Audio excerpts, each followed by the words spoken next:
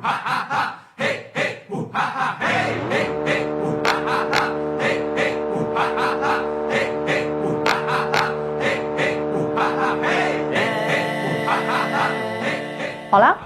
soc la Patri Garcia i vinc a presentar-vos un llibre que es diu Ximic, escrit per la Maria Antònia Pujol i per la Montserrat Busqué i Barceló. Una de Sabadell, l'altra de Gironella, dues grans músics, dues grans pedagogues musicals que van decidir escriure aquest llibre, ja que trobaven que a les escoles i a la societat avui en dia els nens ja sabem que estan com darrere les pantalles, que el joc s'ha perdut i el que també s'ha perdut, a part del joc, és el joc cantat, el joc amb cançons, i elles han fet un recull brutal d'aquests jocs que es feien, en els que es feien servir cançons tradicionals per poder jugar. Per què es diu Ximic? Que és com un nom que sobta una mica, no? Doncs perquè Ximic és un joc, és un dels jocs que elles van recollir, és un joc recollit a Gironella. Es tracta d'un joc de cartes, s'agafen totes les cartes de la baralla, excepte els números 10, 11 i 12, i hi ha una cançó per cada carta. Llavors això aquí ja comencem a treballar el tema de la memòria de la cançó tradicional. Es tracta d'anar traient, un nen treu una carta, diu el número, la mostra als seus companys i els companys han de cantar la cançó relacionada amb aquell número. Si surt el número 5, els nens que té a banda dreta i a banda esquerra han de començar a picar-li un ritme i quan el nen que ha tret la carta diu Ximic, s'acaba el joc. I és bonic, trobo que és un nom bonic per aquest tipus de llibres. I per què he escollit aquest llibre? Doncs perquè jo soc mestra de música, a part de músic també, i a mi m'ha anat molt bé per poder recuperar la cançó tradicional a través del joc a l'escola. Perquè crec que els nens d'avui en dia són els qui els hem d'ensenyar les cançons tradicionals, perquè són els qui, a mesura que vagin creixent, són els qui mantindran aquest bagatge i aquesta memòria col·lectiva de la cançó tradicional que avui en dia està una mica a la baixa. Jo l'he utilitzat molt en les meves classes i crec que és una molt bona opció. És un llibre escrit per dues dones, dues grans dones, i crec que val la pena donar-lo a conèixer. Per què el joc? Que aquesta és una cosa que crec que és important. El joc, d'entrada, forma part de totes les cultures del món. Tots els nens de totes les cultures del món juguen en un moment o altre de la seva vida. És una riquesa cultural increïble. En el cas del nostre país, gràcies a reculls com aquest, sabem que hi ha una gran varietat de jocs acompanyats de cançons. Sense la cançó no hi hauria joc, perquè la cançó és necessària per jugar. Per tant, això és increïble.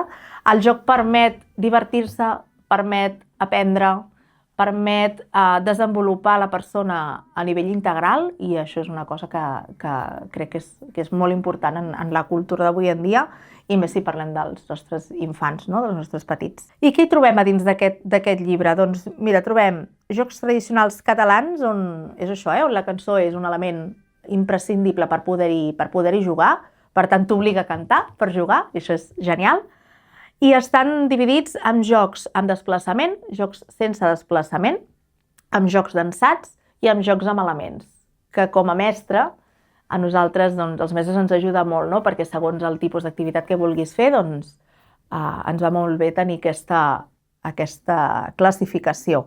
Tant la Montserrat com la Maria Antònia s'han basat en els seus propis coneixements, en jocs que elles feien de petita, però també s'han dedicat a buscar amb avis, àvies de Gironella, en cas de la Maria Antònia, i de Sabadell, en el cas de la Montserrat, que els hi han anat a demanar a què jugaven quan eren petits, quines cançons coneixien, i tot aquest bagatge està posat dins d'aquest llibre. Què podem trobar i com podem trobar aquests jocs i aquestes cançons dins del llibre? Tenim la partitura, tenim les diverses versions que elles coneixien o que han conegut, és a dir, que hi ha les diferents melodies o les diferents versions que han pogut trobar, el text, evidentment. Hi ha, per exemple, els esclops d'en Pau, que hi ha com 5 o 6 versions de melodia, de lletra i de manera de jugar, també. Vull dir que segons on et mous dins dels països catalans, trobes que el mateix joc es desenvolupa de maneres molt diferents. S'explica també com s'hi juga, totes les diferents maneres de jugar que elles han trobat. També hi ha explicat el poble o la ciutat on han trobat aquest lloc. N'hi ha alguns en què no hi ha lloc de procedència perquè simplement elles se'n recordaven de jugar o els havien explicat les àvies que jugaven i no sabien d'on era aquesta cançó o aquell lloc. Per tant, hi ha llocs on no hi són reflectits. Però, per exemple, hi ha jocs de la Terra Alta, del Berguedà, del Maresme, del Barcelonès, del Vallès Occidental, vull dir, hi ha de tota Catalunya. També trobem, que això als mestres ens va superbé també, una classificació dels jocs segons les edats, o per edats, és a dir, doncs, jocs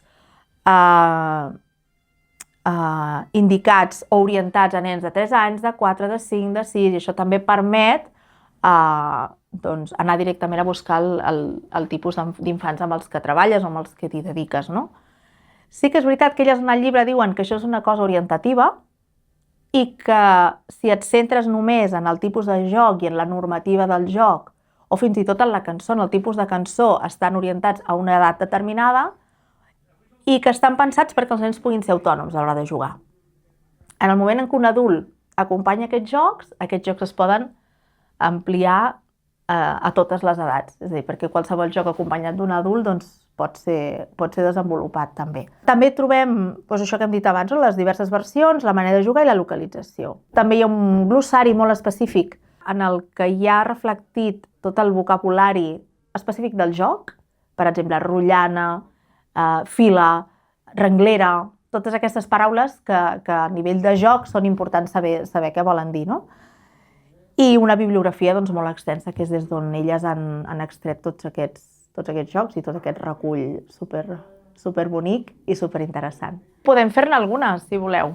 Hi ha una que a mi m'agrada molt, que la vaig aprendre d'un grup d'animació infantil, que es diu La Tresca i la Verdesca, perquè jo vaig treballar amb ells en un moment determinat de la meva joventut, i ells me la van ensenyar, i quan la vaig veure en aquell llibre vaig pensar, fantàstic. És una cançoneta recollida a la Fatarella, a la Terra Alta, i és com un joc de mans. Els nens representa que es posen en rotllana, tots posen els seus punys un damunt de l'altre, i es tracta de que el puny de baix sempre va al puny de dalt, el puny de baix al puny de dalt, i anem fent així.